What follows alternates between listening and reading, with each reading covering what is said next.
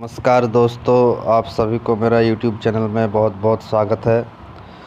पहला जो वीडियो हम छोड़े थे हाउस वायरिंग के लिए, तो उसमें आप लोग बहुत सारे प्यार दिए हैं, इसलिए और एक वीडियो हम आप लोगों को दे रहे हैं, समझा रहे हैं कि इन्वर्टर कनेक्शन हाउस वायरिंग में कैसे किया जाता है, ग्राउंड अर्थिंग कहाँ कहाँ देना है, ये सब हम समझाएंगे। तो देखिए, वीडियो को पूरा लास्ट तक देखिए, एनिमेशन के द्वारा समझाएंगे। तो शुरू करते हैं मेरा 3 नंबर रूम तक। तो मेरा ये सर्विस जहाँ से पावर सप्लाई आएगा वहाँ से हम मीटर तक लाएंगे फेज और न्यूट्रल को। तो ये मेरा फेज और न्यूट्रल कनेक्ट हो गया। अब मीटर से हम जो ब्रेकर में लाएंगे, जो मेन स्विच हो, ये एमसीबी हो, तो हमने यहाँ पे एमसीबी और एक आरसीबी यूज़ किए हैं। एमसीबी यूज़ करेंगे लोड के मुताबिक, जितना लोड हम देंगे उतना लोड का एमसीबी। हम यहाँ पे 63 का एमसीबी दिया हुआ हूँ। तो हम फेज को जोड़ दिए हैं इनपुट टर्मिनल में, न्यूट्रल को भी जोड़ दिए हैं। अब एमसीबी का जो आउटपुट टर्मिनल है, जहाँ से पावर सप्लाई निकलेगा, वहाँ से हम आरसीसीबी में कनेक्ट करेंगे। ये आरसीसीबी में हम न्यूट्रल कनेक्ट कर दिए हैं और फेज को भी कनेक्ट कर दिए हैं। अब हम क्या करेंगे, ये तीनों रूम का जो न्यूट्रल सप्लाई आएगा उसके लिए एक हम न्यूट्रल वाला बार बैठाएंगे, ताकि एक जगह मतलब जॉइंट ना हो। न्यूट्रल हमेशा क्या होता है, एक ही जगह जॉइंट हो जाता है, फिर हीट में वो टेप वगैरह सब हीट हो जाता है। तो ये बार सबसे ठीक रहेगा। तो हम एक बार बैठा दिए हैं, जिसको कनेक्टर भी कहा जाता है। फिर हम न्यूट्रल को इस कनेक्टर में जोड़ देंगे और तीनों रूम का 3 एमसीबी हम लेंगे। और जो इन्वर्टर होगा, इन्वर्टर के लिए हम सेपरेट एमसीबी लेंगे। जो भाया इन्वर्टर का जो आउटपुट सप्लाई होगा, पावर जो घर में आएगा, उसके लिए हम एमसीबी इस्तेमाल करेंगे। तब करना क्या है, अब इन्वर्टर लेंगे हम। पहले फेज को तीनों एमसीबी में हम कनेक्ट करेंगे। जो घर के लिए, रूम के लिए जो पावर सप्लाई जाएगा, इसके लिए हम तीनों एमसीबी में पावर दे देंगे। तीनों एमसीबी में पावर आ गया। फिर इसके लिए अब इन्वर्टर चाहिए। तो सभी जानते हैं, जो ब्लैक वाला तार होता है वो नेगेटिव टर्मिनल में कनेक्ट होगा और रेड वाला जो वायर है वो पॉजिटिव टर्मिनल में कनेक्ट होगा। फिर करना क्या है, अब जो एमसीबी हम लगाए हैं वो एमसीबी हम इन्वर्टर के राइट साइड में डाल देंगे। यहाँ से पावर ले जाके इन्वर्टर का जो राइट साइड पॉइंट है, पीछे वाला जो आउटपुट जहाँ से पावर सप्लाई निकलेगा, उसका राइट साइड पॉइंट पे एक टॉप के ज़रिए हम लोग डाल देंगे। तो ये हो गया हम लोगों का इन्वर्टर का कनेक्शन, मतलब अभी तक।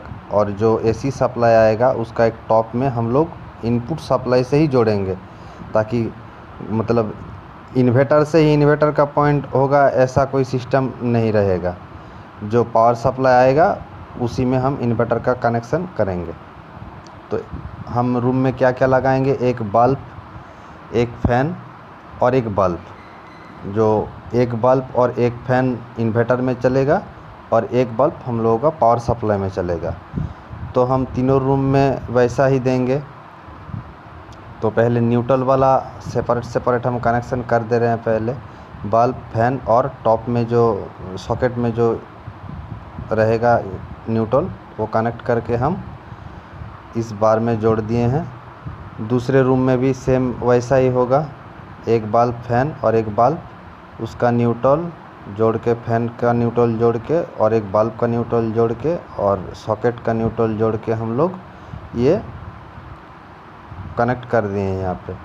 3 नंबर रूम में भी ठीक ऐसा ही होगा, बल्ब, फैन और एक बल्ब जो रहेगा उसका पॉइंट हम यहाँ पे जोड़ दिए हैं।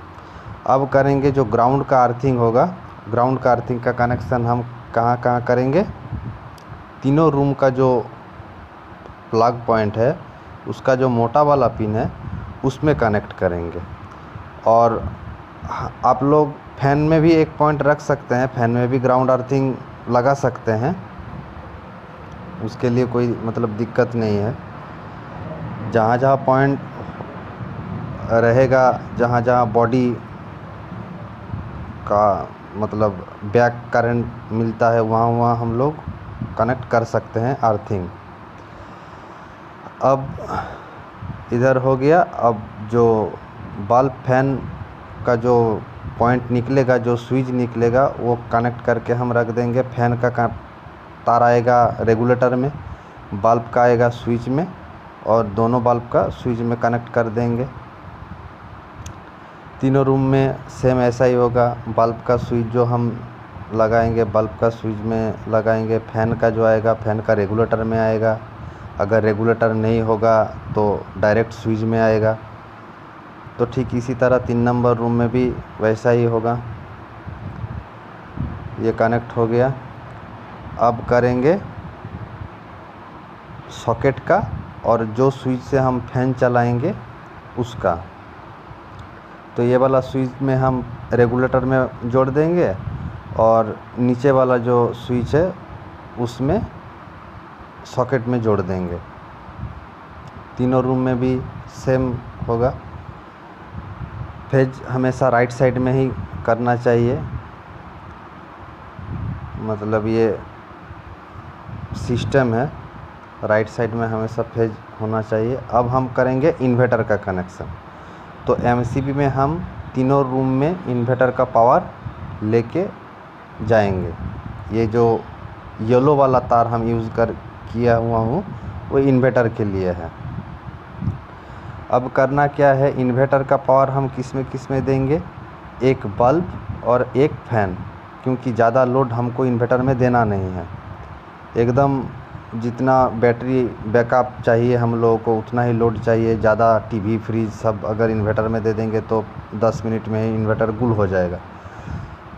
तो मतलब वो सिस्टमेटिक जितना हम लोगों को चाहिए उतना लोड हम देंगे। तो एक रूम में एक फैन का और एक बल्ब का कनेक्ट करके रख दे रहे हैं। आप लोग प्लग में भी दे सकते हैं, ताकि अगर मोबाइल चार्जिंग फार्जिंग का सिस्टम होता है तो होगा। ये मेरा इन्वर्टर का कनेक्शन हो गया। अब पावर जो आएगा मेरा प्लग का और एक बल्ब का, वो हम लाके जो सेपरेट एमसीबी बिठाया हुआ हूँ उसमें कनेक्ट हो जाएगा। दूसरे रूम का भी वैसा ही होगा, एक प्लग का और एक लाइट का। तीसरे रूम में भी एक प्लग का और एक लाइट का स्विच लाके हम एमसीबी में कनेक्ट करके रख देंगे। तो दोस्तों देखिए, ये मेरा पूरा घर का वायरिंग हो गया। अगर अब आप लोगों को कहीं पे दिक्कत होगा, डाउट होगा तो कमेंट सेक्शन में हमको बताइएगा।